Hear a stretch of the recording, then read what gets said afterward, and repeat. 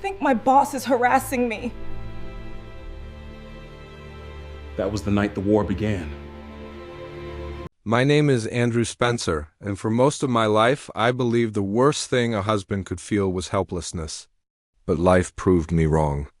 The worst feeling is watching the woman you love fold inward, day after day, because another man believed he could claim a piece of her without permission. And that man wasn't a stranger, he was her boss. But this isn't a story about surrender. This is a story for anyone who's felt trapped, ignored, or afraid.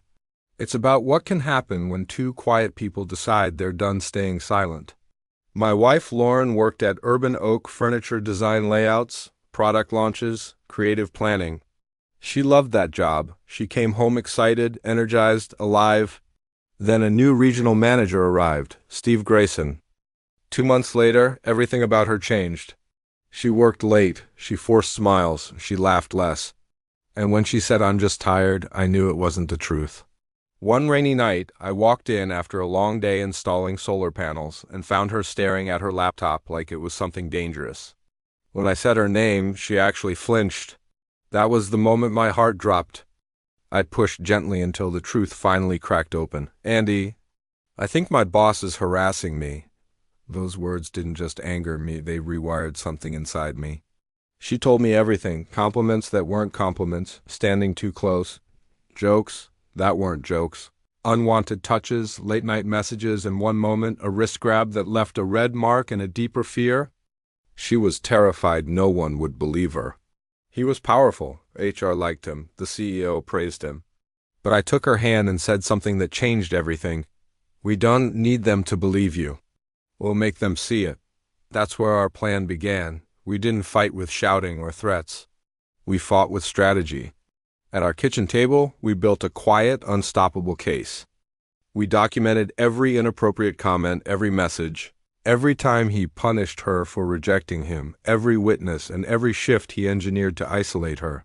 We kept everything factual: dates, times, locations, patterns, no emotion. No assumptions, just undeniable proof. Then we wrote a letter, anonymous, 4 pages. Professional, precise, devastating.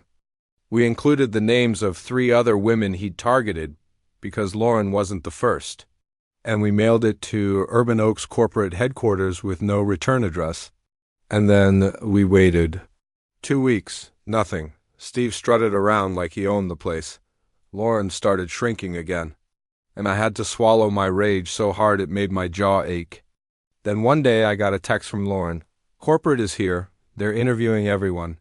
Steve looked scared. That was the first spark of hope. Corporate ethics went office to office, asking targeted questions. And Steve, the untouchable manager? He was suddenly desperate, pulling employees aside, asking who ratted him out. He had no idea the truth was already wrapped around him like chains. Then something powerful happened. More women spoke up. Melissa from reception, Jenny from warehouse, Alexis from logistics. 3 women, 3 stories, same pattern.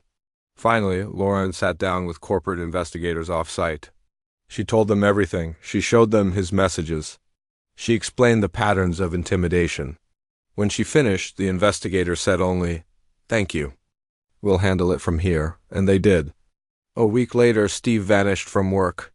2 weeks after that, the announcement came, "Steve Grayson has been terminated for violating corporate ethics." Urban Oak issued a formal apology.